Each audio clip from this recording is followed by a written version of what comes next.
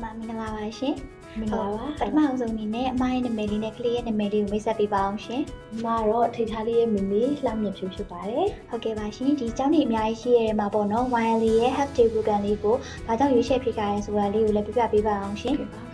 ကလေးလေးတွေကပေါ့နော်မိဘတွေနဲ့စပြီးတော့မှခွဲထားတဲ့ခါမှာအကြာကြီးခွဲတဲ့ခါမှာပေါ့နော်သူတို့ရဲ့စိတ်ထဲမှာ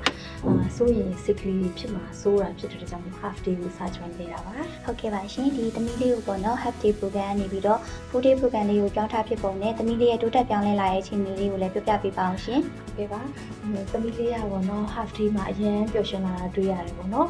ဒီကြောင့်လေးကသမီးလေးအတွက်စိတ်လုံခြုံမှုပေးနိုင်တဲ့ရုံးလေးလို့ယူဆတာဖြစ်တဲ့ကြောင့်မလို့ full day ကို join ခဲ့တာပါနောက်ကြသမီးလေးကအရန်တိုးတက်လာပါတယ်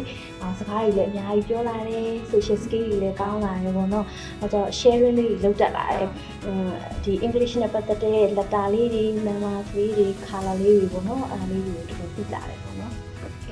ဟုတ်ကဲ့ပါရှင်သမီးလေးရဲ့တိုးတက်ပြောင်းလဲလာတဲ့အခြေအနေလေးကိုသိရတဲ့အတွက်အများကြီးဝမ်းသာပါတယ်ရှင်ဒီ YLE International Preschool မှာပေါ့နော်ပြပြမေတို့ဘက်ကနေမှသဘောကျရတဲ့အချက်လေးရှင်လည်းပြပြပေးပါအောင်ရှင် ဟုတ်ကဲ့ပါဒီမှာဆိုရင်ပေါ့နော် teacher တွေကအရန်နှွေးထွေးကြတယ်ပေါ့နော်အရန်နှွေးထွေးကြတယ်ဟိုကြောင့်စာသင်လို့တင်မှမသိကလေးလေးတွေကိုပေါ့နော်တင်ထောက်ကူပစ္စည်းလေးတွေကိုအသုံးပြုပြီးတော့သူတို့ရဲ့ခေါင်းလေးကိုပေါ့နော်တခါတည်းရောက်အောင်တင်ပေးလိုက်တာလေးကိုအရန်သဘောကျပါတယ် ဟုတ်ကဲ့ပါရှင်အခုလိုမျိုးပေါ့နော်အမားတို့ဘက်ကနေမှအချိန်ပေးပြီးတော့လာရောက်ဖြေချပေးခဲ့တဲ့အတွက် YLE ကနေမှအထူးပင်ကျေးဇူးတင်ရှိပါတယ်ရှင် ဟုတ်ကဲ့ပါရှင်အမားတို့ကလည်းအရန်ကျေးဇူးတင်ပါတယ် YLE School ကလည်းဒီထက်မကအောင်မြင်ပါစေ